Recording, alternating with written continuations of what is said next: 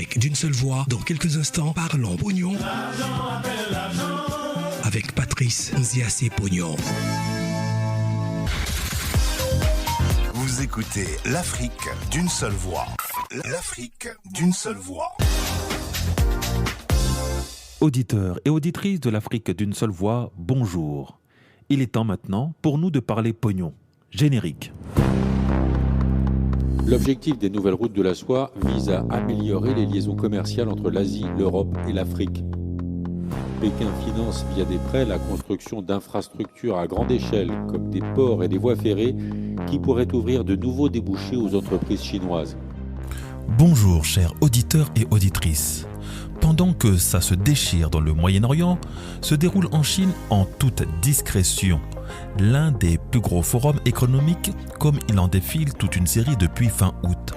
Le 3e forum de la ceinture et la route, des actions fortes en préparation par une Chine qui maintient son cap et son impact mondial en toute sérénité.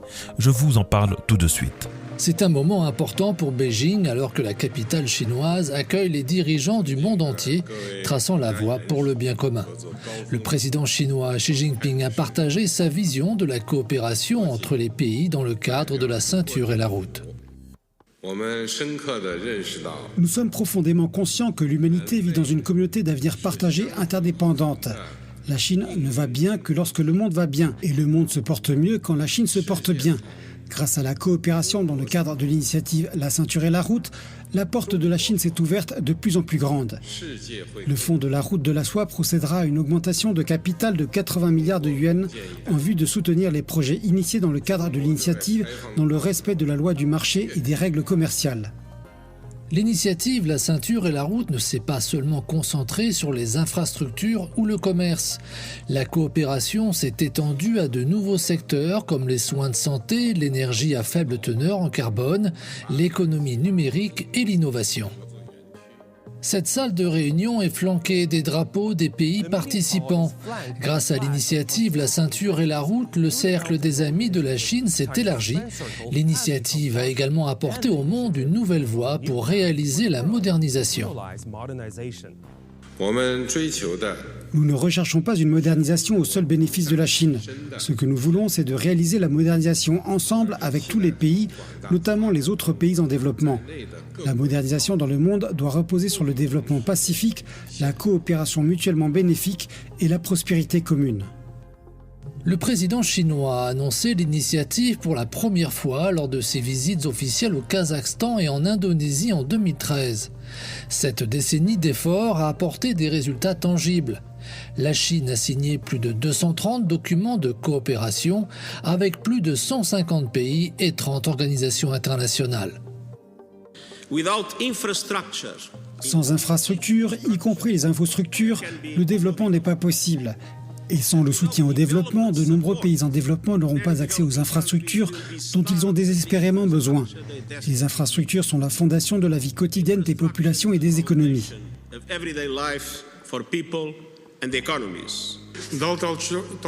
On peut dire sans exagérer que l'initiative La ceinture et la route a injecté une nouvelle vitalité dans l'ancienne route de la soie. Ainsi, l'initiative La ceinture et la route, avancée par la Chine, est le méga-projet de coopération du XXIe siècle. Au cours des 3 prochaines années, nous prévoyons de construire 1300 km de chemin de fer et la 3e voie ferrée transfrontalière avec la Chine et établir de nouveaux ports terrestres. La déclaration du président du sommet de cette année reflète le consensus entre les participants et définit l'orientation future de la coopération. Une liste des résultats de la coopération multilatérale et une liste de projets pratiques ont également été rendus publics. L'initiative La ceinture et la route a apporté des impacts mondiaux de grande portée au cours des 10 dernières années. Ce rassemblement a poursuivi les fondations, faisant passer l'amitié à un niveau supérieur pour une prospérité et un développement commun. Vous êtes bien sur les ondes de l'Afrique d'une seule voix. Mon nom est Patrice Nziassé Pognon et je vous présente l'unique émission africaine du web et de la radio qui vous parle économie et stratégie business sous le prisme du climat des affaires dans le milieu des affaires, avec ceux qui entreprennent et ceux qui nous gouvernent. En gros, nous parlons pognon. Pour soutenir la chaîne, je vous demanderai de liker l'épisode et de vous abonner si ce n'est déjà fait et de laisser un petit commentaire. Cette simple contribution va me permettre d'exister et de pouvoir continuer à vous partager mes analyses ou celles de médias ayant déjà fait le travail mais dont l'écho sur ma chaîne permettra de mieux vous faire passer le message. Alors que le conflit au Moyen-Orient a repris de plus belle entre Israël et la bande de Gaza et accapare toute l'actualité mondiale, la Chine accueille depuis mercredi 18 au vendredi 20 octobre 2023 les représentants de quelques 130 pays pour le Forum des nouvelles routes de la soie, appelé officiellement la ceinture et la route, un événement diplomatique majeur dont l'invité de marque est le président russe qui effectue son premier déplacement dans une grande puissance mondiale depuis son opération militaire en Ukraine en février 2022, qui a isolé la Russie sur la scène internationale. Le président chinois Xi Jinping a prononcé un discours inaugural dans lequel il a présenté 8 actions majeures à entreprendre pour soutenir la coopération de haute qualité dans le cadre de la ceinture de la route. Je vais donc vous les énumérer. Je vous partagerai sur ma chaîne la vidéo du discours et les chiffres édifiants de ce programme économique de plusieurs milliards pour rénover et mettre à niveau un grand nombre d'infrastructures, ce qui a eu un impact direct sur les économies intérieures quand cela a permis de désenclaver des villes agricoles ou minières et de leur donner accès plus facilement aux ports. Nous commençons. Premièrement, la Chine établira un réseau de connectivité multidimensionnel de la ceinture et la route. La Chine accélérera le développement de qualité des lignes de fret ferroviaire Chine-Europe, prendra part à la construction du corridor de transport international transcapien, assurera le succès du forum de coopération sur les lignes de fret ferroviaire Chine-Europe. Donc une première action très axée sur l'Europe. La Chine, avec d'autres parties, construira un nouveau corridor logistique à travers le continent euro-asiatique relié par des transports ferroviaires et routiers directs. Deuxièmement, la Chine soutiendra une économie mondiale ouverte alors que son commerce de biens et son commerce de services devraient respectivement dépasser 32 milliards de dollars et 5 000 milliards de dollars au cours de la période 2024-2028. La Chine établira des zones pilotes pour la coopération en matière d'e-commerce de la route de la soie et conclura des accords de libre-échange et des traités de protection des investissements avec davantage de pays. Le pays supprimera toutes les restrictions sur l'accès des investissements étrangers dans le secteur manufacturier. Donc la possibilité de développer des usines partenaires avec la Chine depuis la Chine en Chine. Des efforts seront déployés pour promouvoir l'ouverture de haut niveau dans le commerce des services transfrontaliers et les investissements, élargir l'accès au marché pour les produits numériques et autres et approfondir la réforme dans des domaines tels que les entreprises d'État, l'économie numérique, la propriété intellectuelle et les marchés publics. La Chine organisera chaque année l'Expo mondiale du commerce numérique.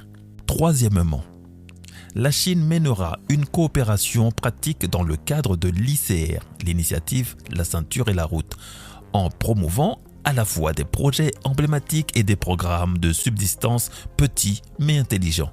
Le président Xi Jinping a promis plus de soutien financier pour les projets de l'ICR sur la base du marché et de l'exploitation commerciale, notant que la Banque de développement de Chine et la Banque d'import-export de Chine mettraient chacune en place un guichet de financement de 350 milliards de yuan, 48,75 milliards de dollars et 80 milliards de yuan supplémentaires seront injectés au fond de la route de la soie. La Chine mettra en œuvre 1000 petits projets d'aide à la subsistance et renforcera la coopération en matière d'enseignement professionnel à travers les ateliers Luban et d'autres initiatives ainsi que des efforts supplémentaires seront déployés pour assurer la sécurité des projets et du personnel de l'ICR. La conférence des dirigeants d'entreprises tenue lors de ce forum a débouché sur la conclusion d'accords d'une valeur de 97,2 milliards de dollars, a-t-il fait savoir. Quatrièmement, La Chine continuera à promouvoir le développement vert. Le pays approfondira davantage la coopération dans les domaines tels que les infrastructures vertes, l'énergie verte et le transport vert et renforcera le soutien à la coalition internationale du développement vert dans le cadre de l'ICR. La Chine continuera à organiser la conférence sur l'innovation verte et mettra en place un mécanisme de dialogue et d'échange pour l'industrie photovoltaïque, un réseau d'experts en développement vert et bas carbone. Il a ajouté que la Chine mettrait en œuvre les principes de l'investissement vert de l'ICR et fournirait des formations à 100 000 personnes des pays partenaires d'ici 2030. Cinquièmement, la Chine continuera à favoriser l'innovation scientifique et technologique. La Chine continuera d'appliquer le plan d'action sur la coopération en matière de sciences et de technologie et d'innovation de l'ICR, organisera la première conférence de l'ICR sur les échanges scientifiques et technologiques. Le pays portera le nombre de laboratoires conjoints construits en partenariat avec différentes parties à 100 dans les 5 ans à venir et soutiendra les jeunes scientifiques des pays partenaires pour qu'ils viennent en Chine pour un travail de courte durée. Donc, notre élite estudiantine africaine et afrodescendante est attendue en Chine pour profiter de ce transfert de technologie et de compétences. Ne passons pas à côté. La Chine lancera au cours du présent forum l'initiative mondiale pour la gouvernance de l'intelligence artificielle. Sixièmement, la Chine soutiendra les échanges entre les peuples. Le pays organisera un forum à Lingzhou pour approfondir le dialogue civilisationnel entre les pays partenaires. Dans la continuité des ligues internationales Route de la Soie, des théâtres, des festivals artistiques, des musées, des palais, des beaux-arts et des bibliothèques, la Chine a également lancé une ligue des villes touristiques. Le programme de bourse d'études Route de la Soie du gouvernement chinois se poursuivra, a-t-il noté. Septièmement, la Chine promouvra une coopération dans le cadre de la ceinture et la route basée sur l'intégrité. Huitièmement, la Chine améliorera les mécanismes de coopération internationale de l'ICR. La Chine travaillera avec les pays partenaires à renforcer les plateformes de coopération multilatérales dans les domaines tels que l'énergie, la fiscalité, la finance, le développement vert, la lutte contre les catastrophes naturelles, la lutte contre la corruption, les think tanks, les médias, la culture, a-t-il indiqué pour finir le président Xi Jinping. Aussi, la Chine continuera à organiser le forum de la ceinture et la route pour la coopération internationale et mettra en place un secrétariat du forum. Voilà donc les 8 actions majeures pour soutenir cette coopération de qualité dans le cadre de la ceinture et la route, donc la route de la soie, annoncée par la Chine lors de ce forum. Pékin ne va pas s'engager dans une confrontation idéologique des jeux géopolitiques ou une confrontation de blocs, a assuré Xi Jinping ce mercredi. Voir le développement des autres comme une menace et l'interdépendance économique comme un risque ne va pas améliorer la vie de chacun ni le faire se développer plus vite, a-t-il ajouté. Poutine, dans son allocution qui a suivi celui de la Chine, donc de Xi Jinping, a quant à lui assuré que Moscou et Pékin partagent le désir de coopération équitable dans le monde. Lourdement sanctionné par les Occidentaux en raison de son offensive contre l'Ukraine, la Russie cherche à resserrer ses liens, déjà très étroits avec la Chine, laquelle semble avoir pris l'ascendant dans leurs relations bilatérales, déséquilibrées depuis l'affaiblissement russe dû à la guerre. Nous remarquerons que l'ex-premier ministre français Jean-Pierre Raffarin, présent au forum en tant que représentant spécial du gouvernement français pour la Chine, a quitté la salle peu avant le début du discours de Vladimir Poutine. Selon les journalistes sur place, signifiant la désapprobation totale de la France avec la Russie. La rupture est assumée et affichée. Ce que l'on doit retenir. Le 8 septembre 2013, Xi Jinping évoquait pour la première fois son projet de ceinture économique de la route de la soie. En 10 ans, la Chine a investi autour de 1000 milliards de dollars dans plus de 150 pays. La Chine reste imperturbable dans son avancée avec ce seulement 3e forum en 10 ans et selon Xi Jinping, il reste nocif que de redouter la prospérité des autres et de ne pas chercher à tous monter ensemble. C'est comme cela qu'il représente le projet, la ceinture et la route. Bien sûr que pour nous qui sommes issus d'un monde capitaliste redoutable qui crée plus de pauvres que de richesses, cela peut sembler naïf et enfantin. Pourtant, la Chine, depuis plus de 10 ans, poursuit sa trajectoire et semble s'y maintenir. Bien sûr, vous aurez toujours des impatients et parfois incompétents qui pousseront la critique, comme l'on peut l'entendre dans plusieurs pays faisant face à une crise de la dette et déplorant le manque de retombées économiques locales. Mais l'élan est lancé. À nous de savoir exploiter ces routes dans notre sens. Et oui, ce ne sont pas des routes à sens unique, mais bien à double sens qui permettent de desservir plus de 150 pays aux frais de la Chine. Parlons pognon, c'est fini pour aujourd'hui. Parlons pognon est votre émission économique et géostratégique qui parle climat des affaires, business et entrepreneuriat avec ceux qui entreprennent et ceux qui nous gouvernent. Avec vous donc, mes chers auditeurs. Rendez-vous chaque jour à la même heure, au même endroit, sur les ondes de l'Afrique d'une seule voix. Et si, comme tous mes intervenants, vous avez des expériences à partager avec des chiffres, des statistiques et des objectifs de conquête économique, africains ou panafricains, si vous souhaitez mener à maturité votre projet et le développer sur le continent ou à l'international avec stratégie et méthodologie, contactez-moi sur WhatsApp au 00 336 650 212 83 ou directement sur mon Telegram à Parlons Pognon. Les Africains, ils savent faire foule, mais sans objectif de créer des actifs.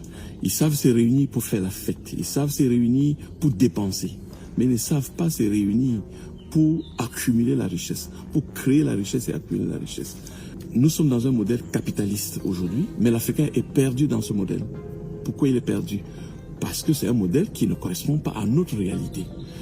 Mais oui, nous, c'est la masse, c'est la collectivité, c'est la communauté qui compte, ce n'est pas l'individu. Malheureusement, quand on va le dire comme ça, dans le modèle économique qu'on connaît, on a le marxisme. Mais le marxisme, c'est bien pour les Européens, c'est bien pour l'Europe, mais pas pour l'Afrique. Parce que Karl Marx parlait d'une société déjà industrialisée. Donc nous, on ne peut pas appliquer le marxisme en Afrique. C'était l'erreur de nos prédécesseurs, de Sankara, Lumumba, un peu tout ça, l'UPC au Cameroun. Le marxisme ne pouvait pas être adapté à l'Afrique parce que c'est lui qui l'a conçu pour une société où il y avait déjà de l'usine, où il y avait les manœuvres. Nous, on n'a pas d'usine, on n'a pas de manœuvre. Donc il faut un nouveau modèle pour l'Afrique.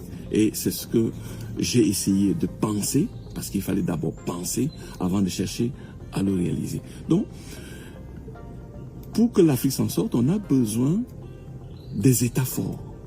Mais ces États forts doivent être incarnés par des hommes forts. C'est quoi des hommes forts? C'est des gens qui n'ont pas faim. C'est des gens qui ne peuvent plus se présenter avec le chapeau à la main. C'est des gens qui doivent apprendre à ne pas se mettre à genoux.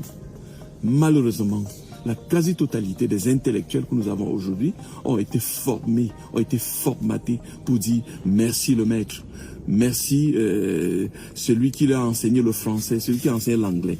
Et ces hommes de demain doivent être des hommes exceptionnels. Comme disait William Dubois, la communauté noire ne peut pas s'en sortir avec des hommes normaux. Ça ne peut pas aller. Des hommes normaux vont suivre la règle de la société telle que le maître a définie. Il faut des rebelles. Il faut des gens qui soient extraordinaires. Et ces gens extraordinaires, nous cherchons de les faire émerger à travers cette initiative de l'Institut d'études géostratégiques. Le calendrier est là, les choses avancent, on réindustrialise et on attire. Vous écoutez l'Afrique d'une seule voix.